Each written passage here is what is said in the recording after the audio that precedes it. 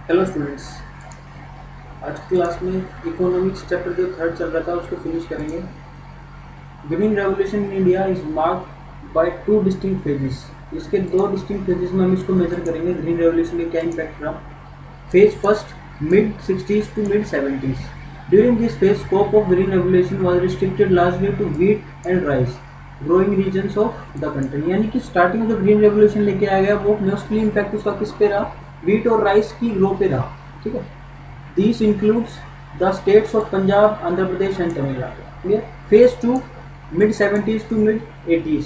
During this phase, the impact of green revolution become widespread. ज़्यादा फैल गया green revolution का प्रभाव, covering most areas of country and large number of crops. ठीक है, तो crops की varieties भी बढ़ गई और पूरी country को almost इसने cover कर लिया. Across both these phases, green revolution is characterized by following features. क्या क्या फीचर्स है? स्पर्ट इन क्रॉप प्रोडक्टिविटी, यानी कि स्पर्ट का मीनिंग मैंने आपको पहले ही बताया था। स्पर्ट अगर कोई स्लो ग्रोथ हो रही है उसमें एकदम से हाई ग्रोथ हो जाना, वो क्या होता है, स्पर्ट होता है। ठीक है, there has been a substantial jump in crop productivity. Productivity में बहुत एकदम से एक उछाल आया। To illustrate, productivity of wheat was estimated at 3408 kilogram per hectare in 2018-19 compared to 660 kilogram per hectare in 1951। यानी कि कितना ह्यूज डिफरेंस हुआ। अब आज की डेट में 2018-19 में 3408 किलोग्राम हम पर हेक्टेयर क्रॉप की प्रोडक्टिविटी उगा रहे हैं और उस टाइम पे 1951 में 660 ही थी बस ये। राइस में वैसे इंक्रीज हुआ 2665 से आज की डेट में 2665 का पर किलोग्राम पर हेक्टेयर आज की डेट में ग्रोथ है। Previously it was 665 kilogram per hectare. और मेज की जहाँ तक बात की जाए 1114 किलोग्राम पर हेक्टेयर आज की डेट में, 704 प्रीवियसली था। Spurt in productivity has led to a structural shift in Indian agriculture. This has marked the end of long period stagnation in Indian agriculture. जो स्टैग्नेशन था यानी कि जो ग्रोथ बिल्कुल ना के बराबर हो रही थी उसको एकदम से इसने बहुत ऊंचाई तक ले गया।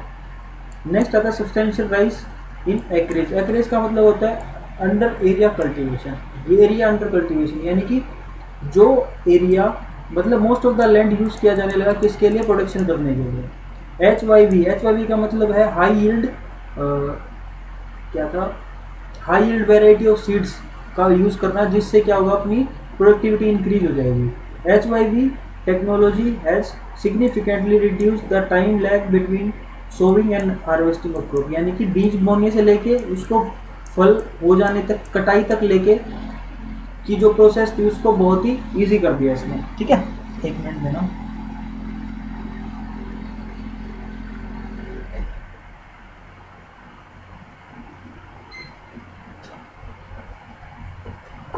ठीक है, तो इस प्रोसेस को जो टाइम गैप था इनके बीच में, बीज बोने से लेके हार्वेस्टिंग तक का, उस टाइम गैप को इसने एकदम से खत्म कर दिया।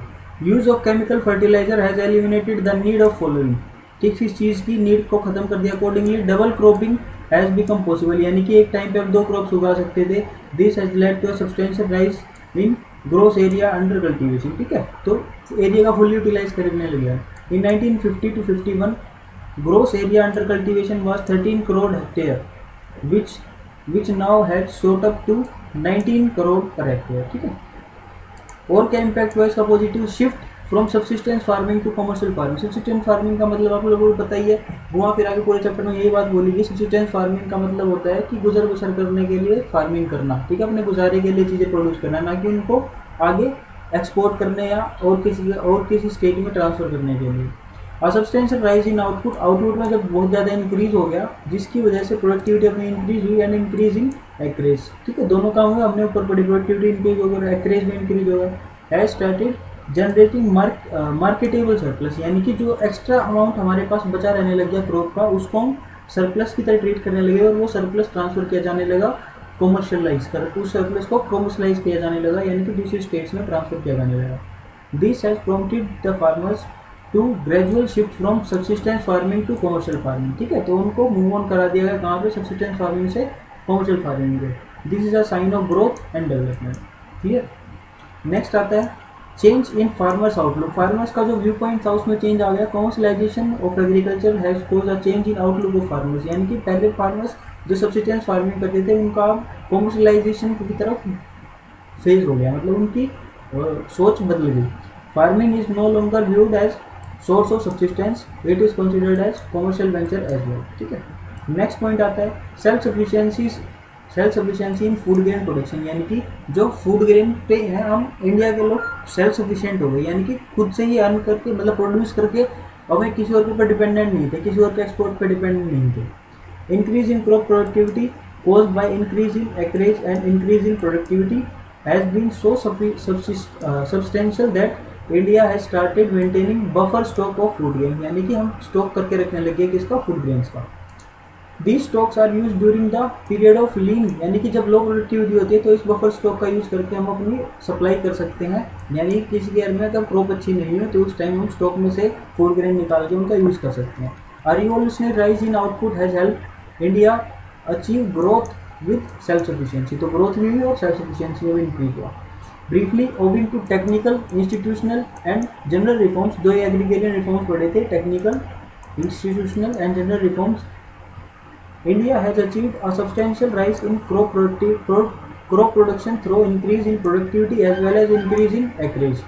This, the rise in the level of production and productivity has been so substantial compared with the level of on the eve of independence, तो जो शुरुआत में इंडिपेंडेंस की पे जो अपनी पोजीशन थी तो वहाँ से मूव ऑन करके कोई सब्सटेंशियल फार्मिंग से लेकर मूव ऑन करके यहाँ कमर्शलाइजेशन फार्मिंग के, that it is popularly known as green revolution, इसको ग्रीन रेवोल्यूशन का नाम है। ठीक है, अब जहाँ ग्रीन रेवोल्यूशन के इतने फायदे हुए वहीं कुछ ना कुछ इसकी लिमिटेशंस भी थी, उसको देखेंगे।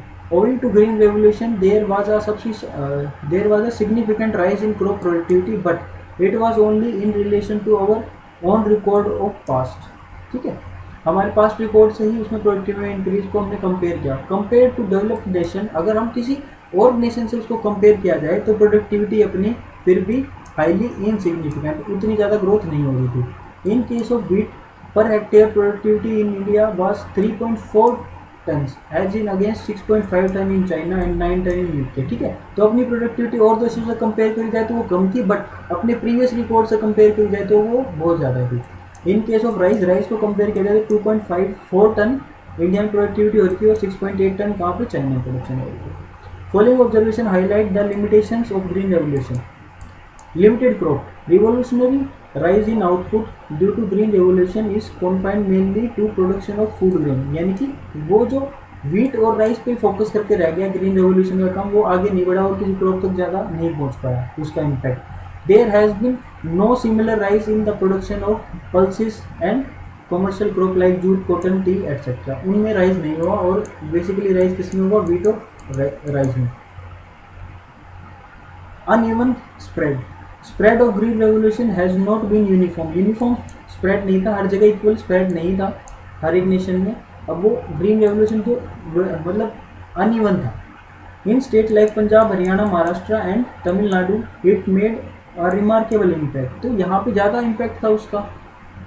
But in eastern UP, Bihar, Madhya Pradesh and Orissa its impact was relatively insignificant. ठीक है, तो अनइवन स्प्रेड था, पूरे के पूरे कंट्री में अच्छे से ग्रीन रेवोल्यूशन का इम्पैक्ट नहीं पड़ा, कुछ स्टेट्स पे पड़ा इसका फायदा, कुछ पे नहीं पड़ा। Limited farming population, the bulk of farming population in India consist of small and marginal farmers. ठीक है, तो उसमें जो फार्मर जो करते हैं फार्मिंग करते हैं, जो फार्मर्स हैं वो स्मॉल और मार्जिनल फार्मर्स थे। The gain of green Revolution have eluded these farmers. ठीक है, अब इन फार्मर्स को किसने अपनी तरफ अट्रैक्ट किया, ग्रीन रेवोल्यूशन में, because HYV technology requires expensive inputs which were beyond the reach of marginal farmers. यानी कि क्या हुआ, अगर ये ग्रीन रेवोल्यूशन को अच्छे से अपना नहीं पाए क्योंकि जो हाई क्वालिटी की सीड्स इनको चाहिए थी और उसको बहुत एक्सपेंसिव थी और उनको उसको बाय करना इन फार्मर्स के लिए पॉसिबल नहीं था। However rich farming population, though small in number, happen to own the bulk of farming area, यानी कि जो रिच फार्मर्स थे उन्होंने तो HYV सीड्स लेके अपनी फार्मिंग को बढ़ा लिया, कैपेसिटी को बढ़ा लिया, which is by result of green revolution are found to be impressive in terms of overall rise in output. Clear. Next आता है economic divide. Thanks to green revolution the economic divide the gulf between the rich and the poor farmer has substantial rise in over time, यानी कि rich farmers और poor farmers में जो gap था वो बढ़ता ही चला गया।